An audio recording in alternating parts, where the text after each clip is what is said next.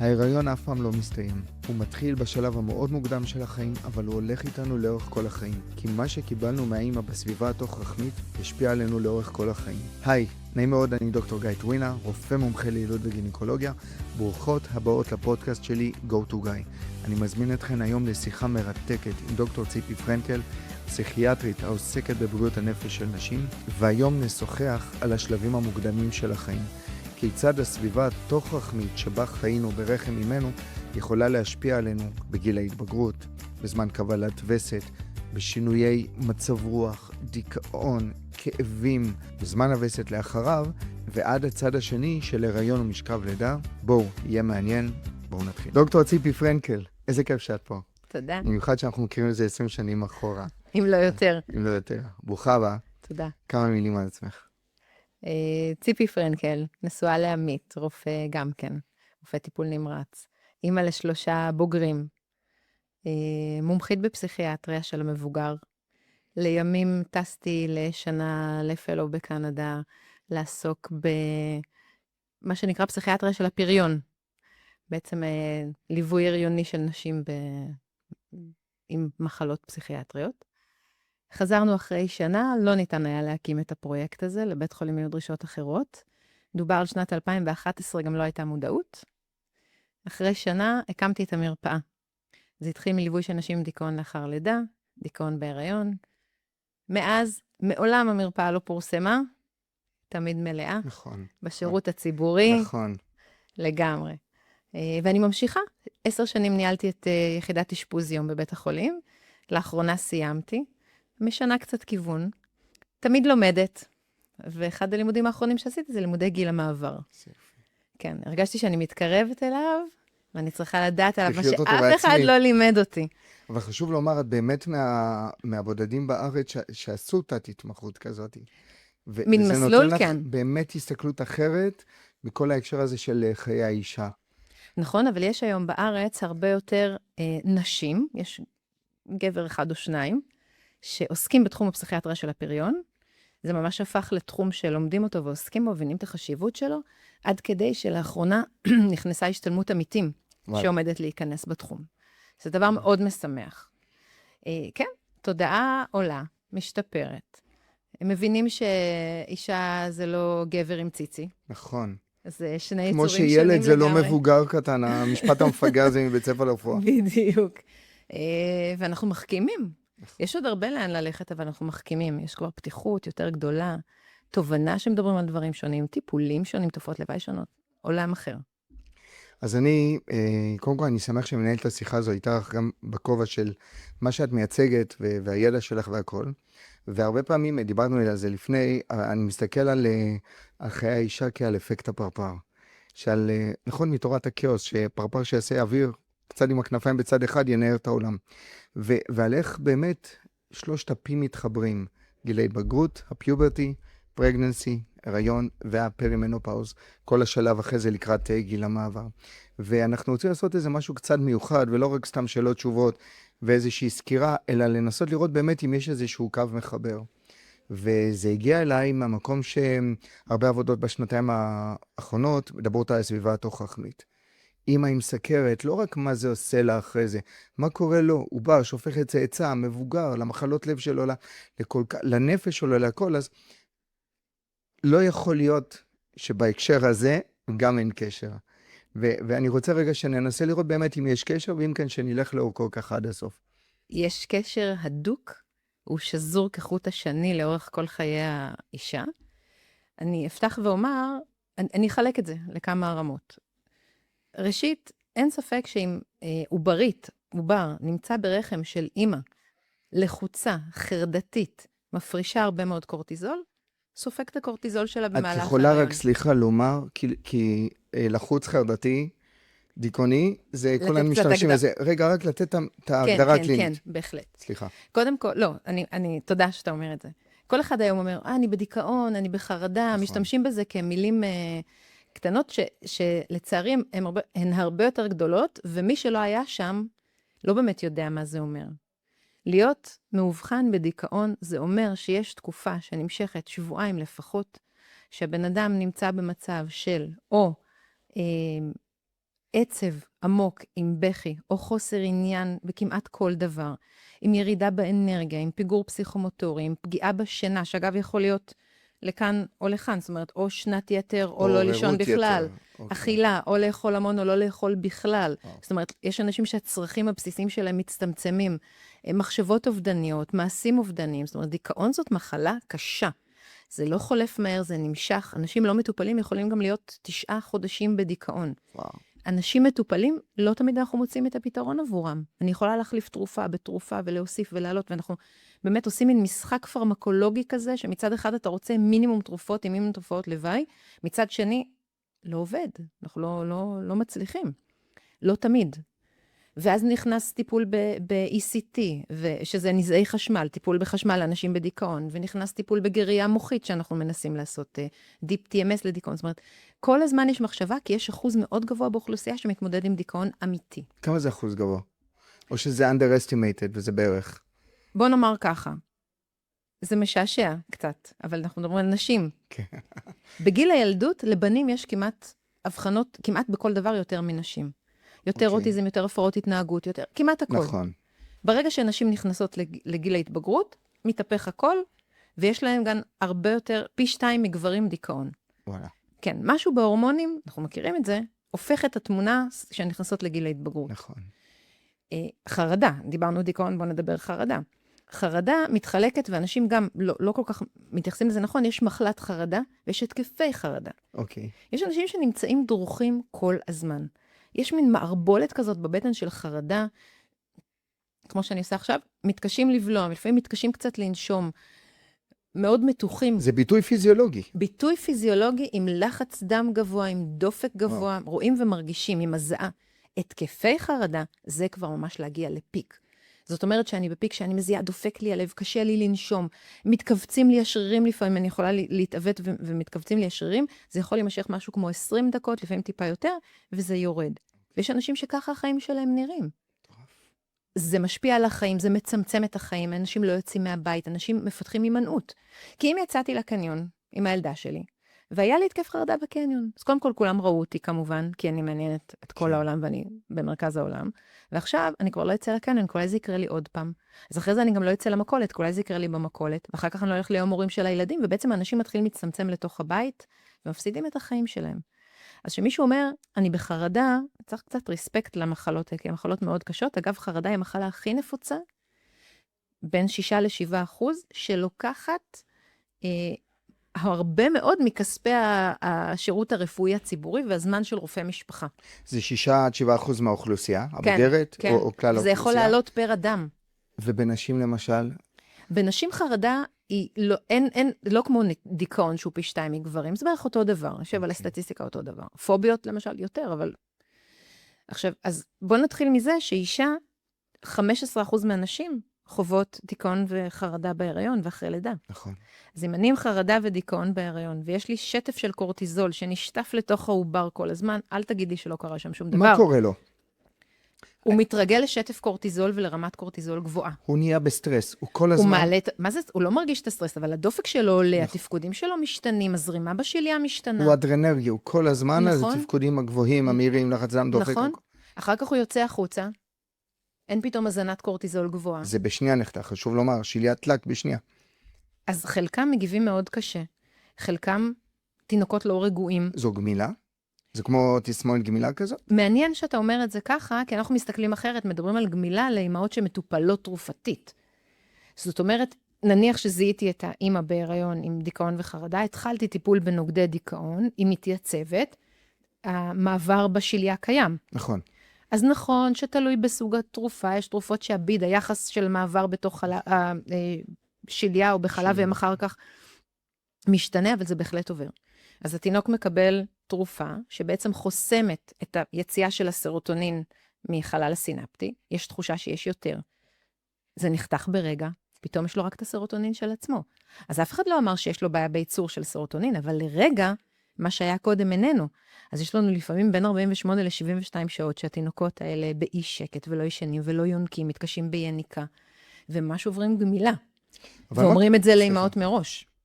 אוקיי. שהן מטופלות, שצריך לדעת את זה. שזו בטח סיבה ללא לקחת טיפול, מאוד מפחדות מזה. לקומפליינס ירוד. נכון מאוד. אחת מהסיבות שמאוד מודאגות, ובאות ושואלות ואנחנו מסבירים, ומיידים את הצוות הרפואי כמובן, והיא מספרת שהיא מקבלת כדי שידעו שאם יש איזה קושי עם התינוק, שיבינו מה קורה. אבל אני רוצה רגע לקחת את מה שדיברנו עוד שלב אחד. אם אני גדלה עם אמא חרדתית בבית, נולדתי כבר, הכל בסדר. ואמא שלי חרדתית ודיכאונית, בל נשכח את האפיגנטיקה. אפיגנטיקה מוכחת היום. מספיק לגדול בעוני, הגנטיקה שאני אעביר לילדים שלי משתנה. מלחמה ממושכת, האפיגנטיקה שלי שאני מעבירה לילדים שלי משתנה. יש אפיגנטיקה גם בזה. רק נסביר מה זה גנטיקה, כלומר, על הריצוף של הגנום שיש לנו, יש דבר שנכנס עליו, האפיגנטיקה. שינויים מתרחשים גם במהלך חיי, לא רק מה שנולדתי. נכון, על גנום שכתוב. בדיוק. והם שינויים שהם מושפעים, למשל, כמו פה, סביבתי, תזונתי.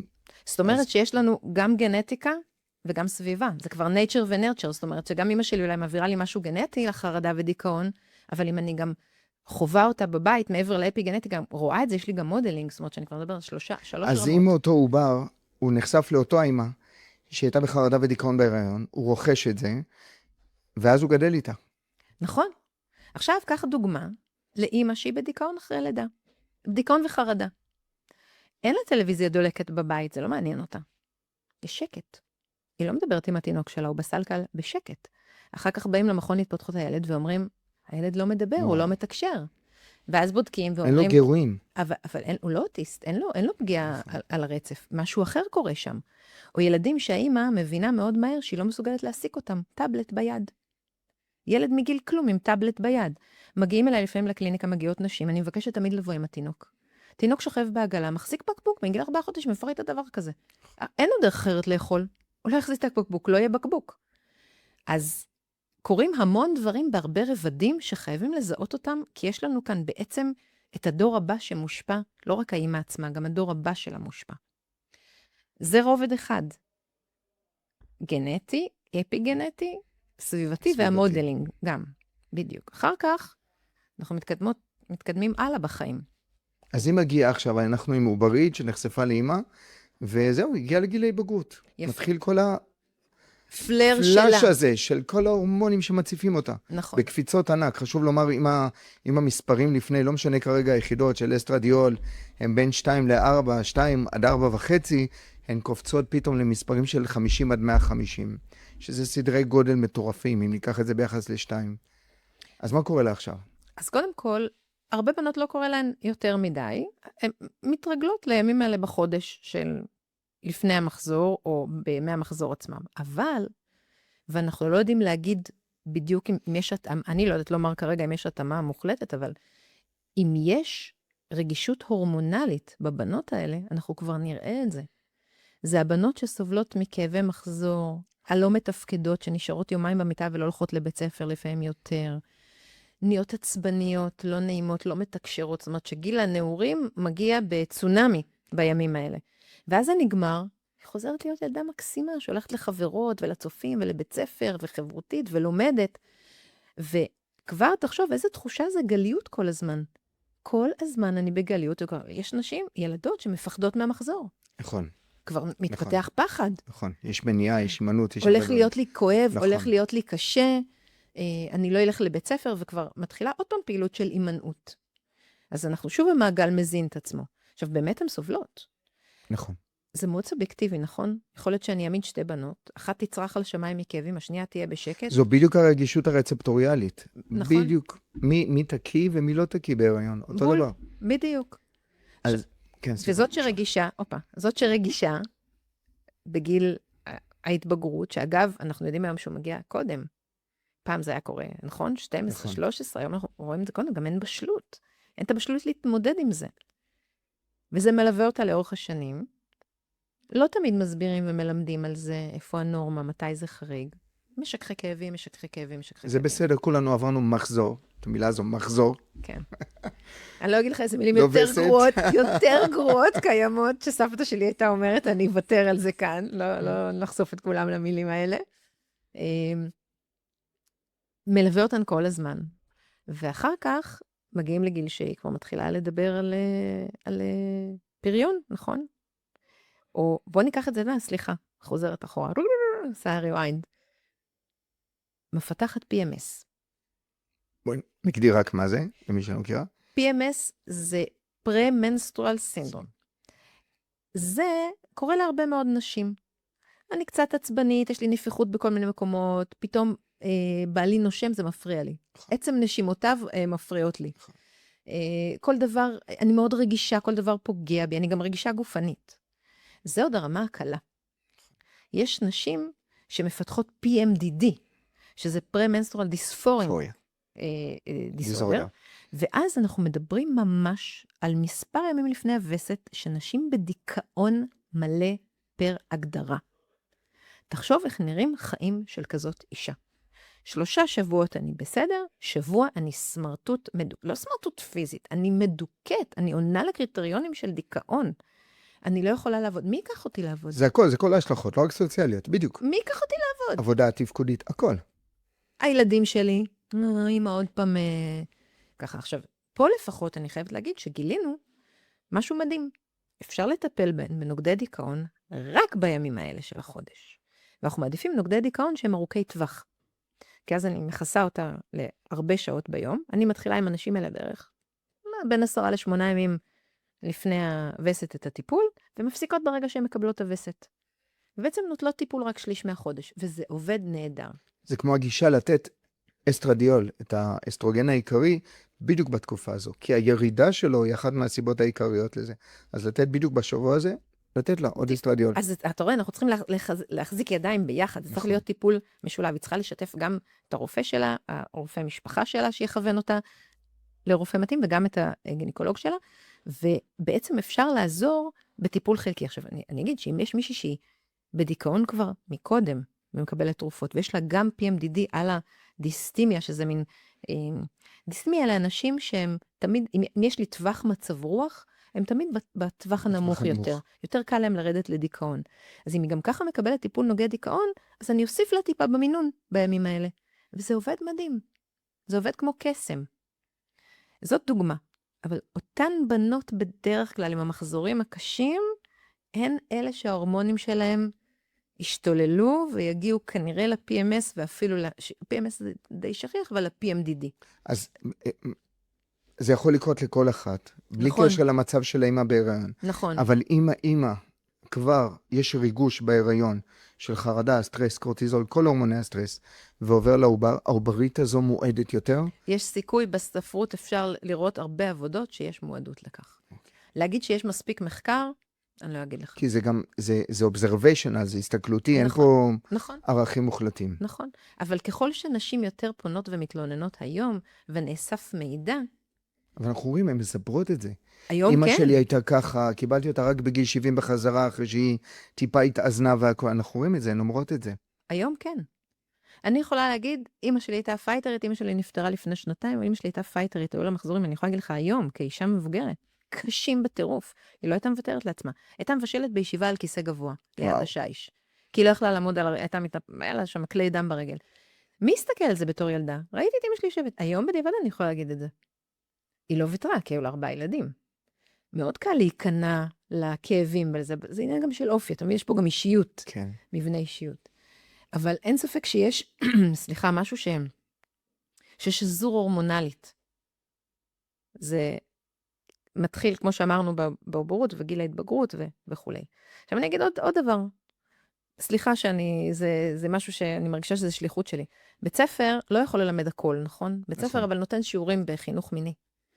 בית ספר לא מדבר על PMS ועל PMDD ועל דיכאון בהיריון ואחרי לידה. התמחות בגינקולוגיה, אף מילה, PMS, PMDD, מנופאוז, גיל המעבר, כלום, אף מילה, התמחות. אתה יודע מה מופיע בספר של פסיכיאטרים על PMDD? נו.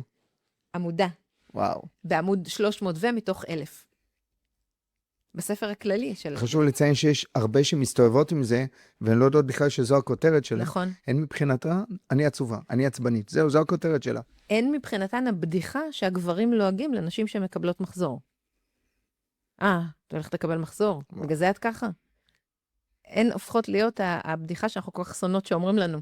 הרי שאתה אומר לאישה תירגי, ניצות לה הקרניים. סירה אפלה. מה הבעיה? תירגי. בדיוק. אז חוזר לעוברית ההיא. היא נחשפה לאמא שלה. היא קיבלה את זה גנטיקה, אפיגנטה. היא קיבלה את זה אחרי זה סביבתית בבית כשהיא גדלה איתה. היא עברה את ה-PMS, PMDD, כל השינויים, ועכשיו זוגיות, והיא נקלטת להיריון. במקרה הטוב. היא נקלטת אוקיי, להיריון. למה במקרה הטוב? כי זה סטרס... משפיע גם על הפוריות שלה? בוודאי, כי חרדה גבוהה וסטרס מפריעים לכמה דברים. אם אני מדברת על גברים, חרדה גבוהה וסטרס יכולים לגרום לשפיכה מהירה, או לשפיכה דווקא מעוכבת ומאוחרת. יכולים לקצר את משך הזקפה, מכיוון שהוא כל כך מוטרד, תחשוב, בחרדה וכולי, זה אם זה בא בגבר, והאישה בכזה חרדה, שהקורטיזול כל כך גבוה, וכל המדדי סטרס גבוהים, שאנחנו יודעים שזה פוגע בהשרשה. זה מדכא GnRH, זה מדכא את ההורמון הראשי, שמתחיל כל שרשרת הפוריות. כל הקסקדה נפגעת. נכון. וכל הזמן אומרים לאישה, אבל למה את לחוצה? למה היא לחוצה?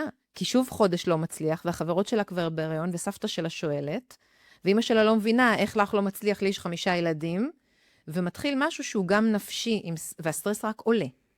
וכל חודש וגם עולה. וגם ככה הרצפטור שלה נורא רגיש. יש פה רגישות רצפטוריאלית מטורפת. בדיוק. הוא מקבל קצת הורמון, והוא מגיב לא בצורה פרופורציונלית. בדיוק. בדיוק. עכשיו, או שהוא מגיב כמו זיקוק, או שהוא עמיד, ובעצם לא מגיב. ואז מעבר להורמונים נוסף גם סטרס חברתי. אנחנו חברה שמולידים ילדים, מה זאת אומרת? ותאר לך שהיא גם באה ואומרת, בוא נגיד בצד, אני על-הורית, לא מעוניינת בילדים, וואו. נגמר הסיפור. אז היא גם עם הרגישות ההורמונלית שלה, וגם מתחיל סטרס, כי היא לא מצליחה. עכשיו, תאר לך שהיא נכנסת לטיפולי פוריות, נכנסת למסדרון הזה, מספרות לי המטופלות, יושבות שם כולן. א', הן נראות לה עצובות, וכולן נראות לה ברחוב בהיריון. כשאתה רוצה משהו, נכון. כולם נראים לך שיש להם את מה שלך נכון, אין. נכון. כולן נראות לה ברחוב בהיריון. עכשיו אני אספר לך משהו מצחיק. אני בת 50. אני הולכת ברחוב, אני לא רואה אנשים בהיריון. מה את רואה? תופעה משעשעת ביותר. ואני זוכרת שכשהייתי בגיל הפריון, כולם מסביב נראו לי בהיריון כל הזמן. וזה מצחיק אותי. מה אני רואה? אני רואה אנשים מלבינות, אני רואה מי עושה ספורט ומי לא, אני רואה דברים אחרים היום, זה מאוד משעשע. אגב, זה גיל מדהים, על זה נדבר פעם בנפרד. מאוד. אני חושבת שאני בשיא פריחתי כרגע. אז נניח והיא כן נכנסת להיריון. נניח שזה עבד והיא בסדר. ואז מגיע ככה שבוע 20, משהו כזה, ופתאום משהו לא טוב לי. ואני עצובה, ואין לי אנרגיה. שוב לומר, סליחה, שלא סתם אמרת המספר הזה 20. זה כי בערך. בין שבוע 17 ל-20, האסטרוגן, אותו אחד שהיה בין 50 ל-150, לא משנה כרגע יחידות, מגיע לערך של כ-17,000. אלו קפיצות, חייבים להבין אותן, זה קפיצות מטורפות. נכון. עכשיו... והיא גם ככה רגישה, עוד יותר, למספר הזה. בדיוק. כך רגע ילד עם רגישות חושית. בסדר? תן לי לגרוב גרביים, פתק של חולצה, לא מפריע לי. מי שכל כך רגיש חושית, תן לו גרב עם התפר, תן לו פתק של חולצה, אתה מטריף אותו לכל נכון, היום. נכון. כך אישה שרגישה לשינויים הורמונליים. הקפצת אותה בין שבוע 17 ל-20 הורמונלית, הכל נכנס לסחרחרה. עכשיו, הסחרחרה הזאת מובילה לחרדות. אגב, דיכאון וחרדה, לא סתם אומרים שהם הולכים ביחד, הם שניהם מבוססי סרוטונין, ירידה בסרוטונין בשניהם. זה תמיד אני אומרת, כמו, סליחה על המילה, כמו הביצ'יות בכיתה שהולכות ביחד, מלכת הכיתה והסגנית שלה, הרעות האלה, זה דיכאון וחרדה. הן חוברות ביחד בחצאית המשובצת וקוראות את כולם. וקוראות את כולם.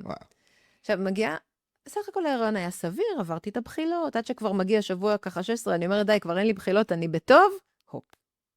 ירידה במצב רוח.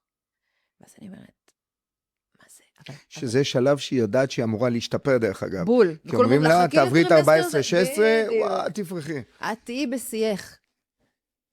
וזה מתחיל לחלחל. פתאום חרדת נהיגה. פתאום חרדה להישאר לבד. פתאום אני לא רוצה להתקלח לבד, אני אחכה שבא לי לחזור הביתה בערב. פתאום קשה לי לנשום, ואז היא אומרת, וואי, רגע, אולי משהו יסתבך עם ההיריון, אני הולך למיון, קשה לי לנשום. באים בדיקות עניינים, אין לך כלום.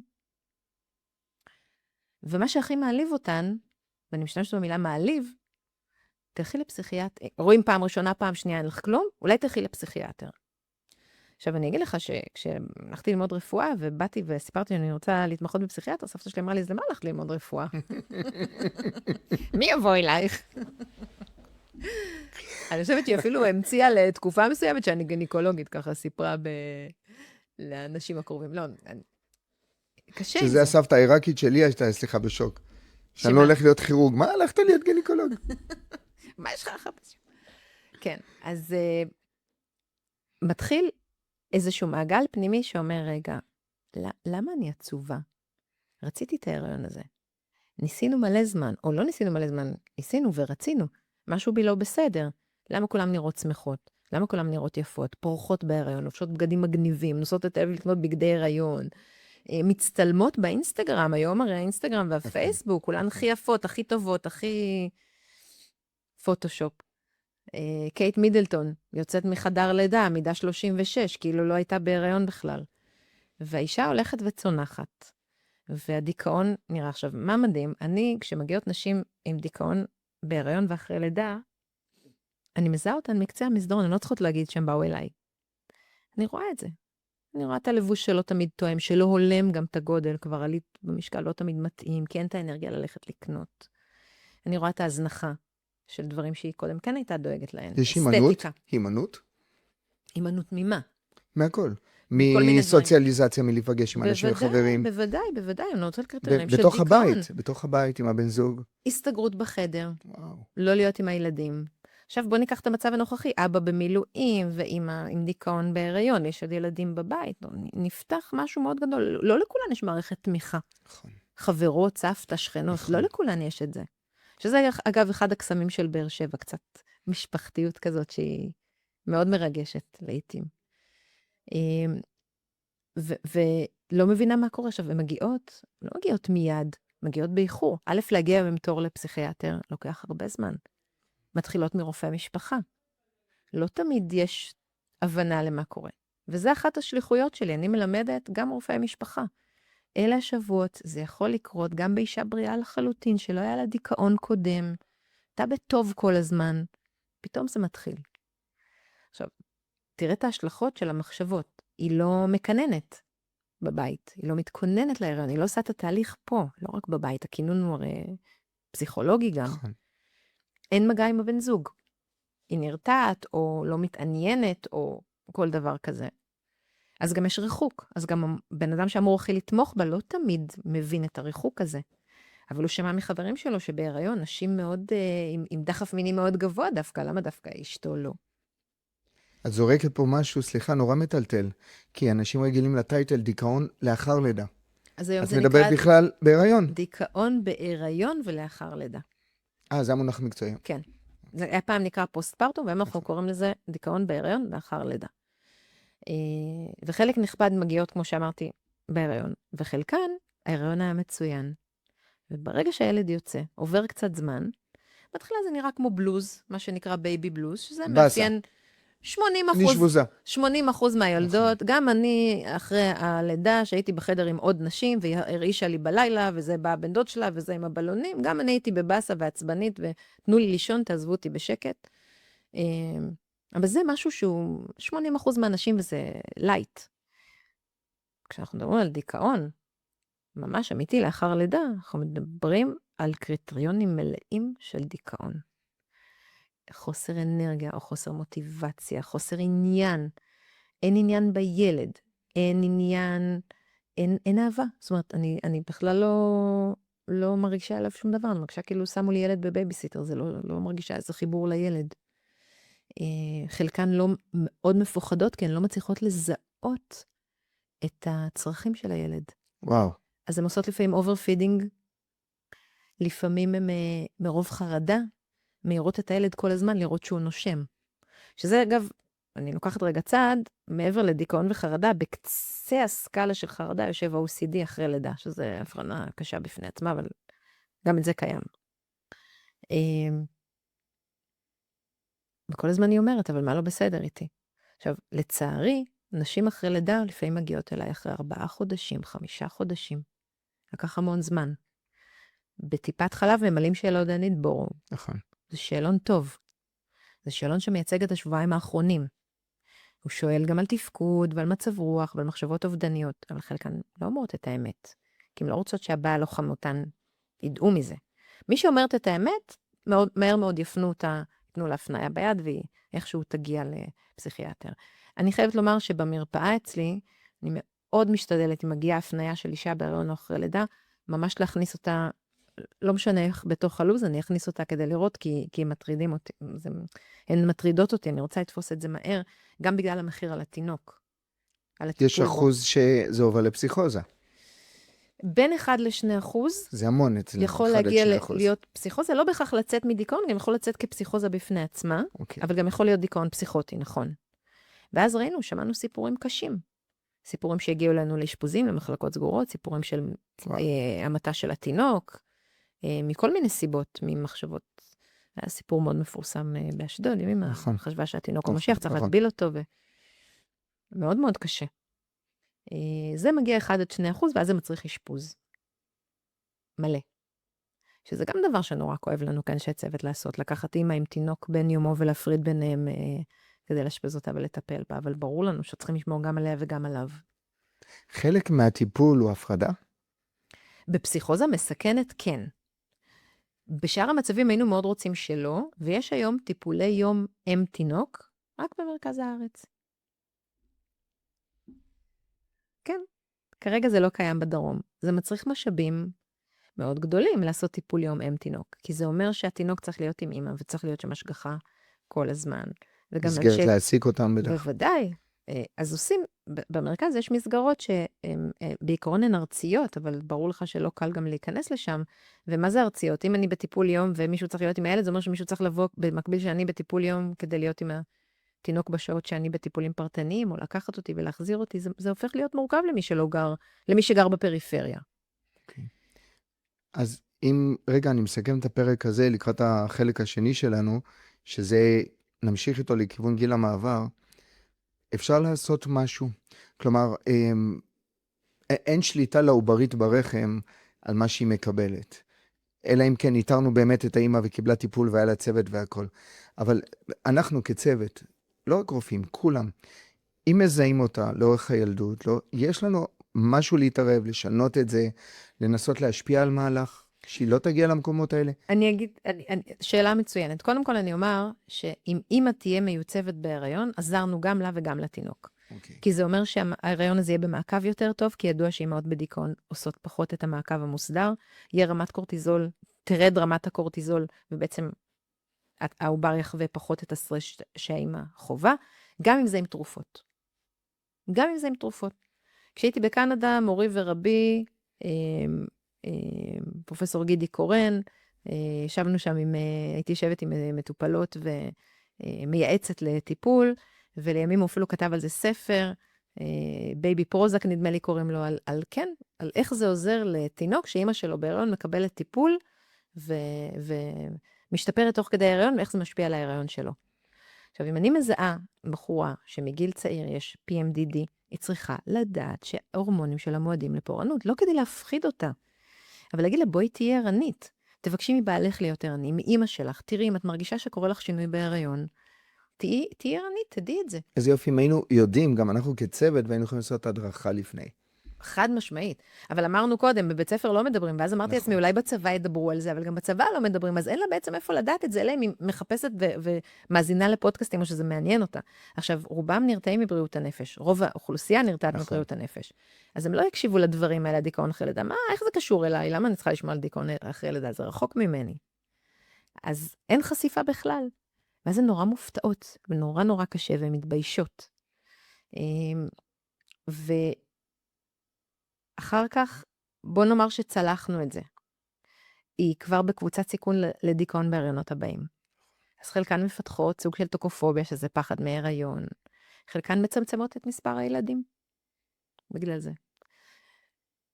אני אגיד במאמר מוסגר קטן, כי זה לא באמת קשור, לידות שקטות, גם אחר כך מתלבש, אבל זה עוד פעם נושא בפני עצמו, שלם של עולם טיפול ואיך אנחנו ממשיכים. נניח והיא צלחה את גיל הפוריות שלה מצוין והכל בסדר. היא עדיין עם אותה רגישות הורמונלית. נכון. אז אנחנו מגיעים לאן שכיוונת. נכון. תכף לגיל אנחנו נגיע לזה.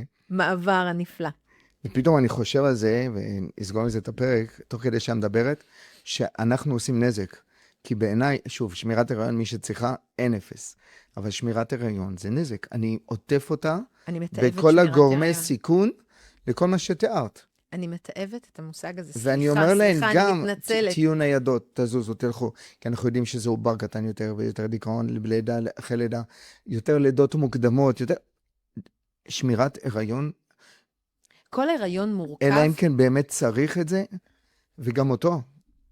להיות פעילים, להיות הכל, אבל אנחנו מביאים אותן גם בידיים שלנו למקומות האלה. אחד מגורמי הסיכון לדיכאון אחרי לידה, חוץ מכל מה שדיברנו, נורמלי וכולי, זה הריון מורכב, הריון מסוכן, אלימות בהיריון, הסתבכות של האימא באיזושהי מחלה במהלך ההיריון. כל אלה גורמי סיכון. ואגב, אחד הגורמי סיכון המאוד מעניינים, זה הפרעה בשינה.